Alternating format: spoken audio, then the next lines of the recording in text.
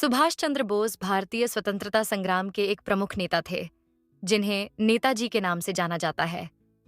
उनका जन्म 23 जनवरी 1997 को कटक, ओडिशा में हुआ था।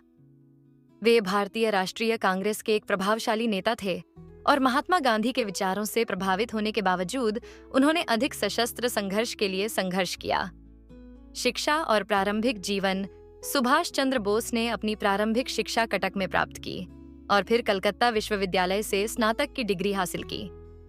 वे इंग्लैंड में कैम्ब्रिज विश्वविद्यालय में पढ़ाई करने गए, जहां उन्होंने भारतीय प्रशासनिक सेवा (ICS) की परीक्षा भी पास की।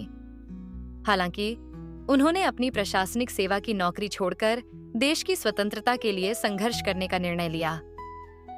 स्वतंत्रता संग्राम में योगदान। सुभाष चंद्र बोस ने भारतीय राष्ट्रीय कांग्रेस में शामिल होने के बाद जल्दी ही एक प्रमुख नेता के रूप में पहचान बनाई।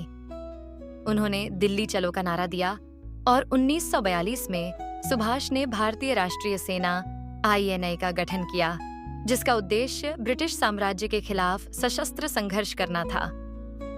विदेश में गतिविधियां। सुभाष चंद्र बोस ने दूसरे विश्व युद्ध के दौरान जर्मनी और जापान के साथ सहयोग किया। उन्होंने भारतीय स्वतंत्रता की दिशा में अन्य देशों से समर्थन प्राप्त करने के लिए विदेश में सक्रियता दिखाई।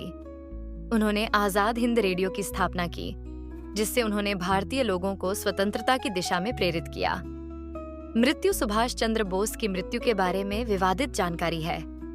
18 अगस्त 1945 को एक विमान दुर्घटना में उनकी मृत्यु की खबर आई, लेकिन उनके समर्थक इस पर यकीन नहीं करते और मानते हैं कि वे किसी अन्य रूप में जीवित रहे। विरासत। सुभाष चंद्र बोस भारतीय स्वतंत्रता संग्राम के एक महान नेता हैं और उनके योगदान को हमेशा याद किया जाएगा।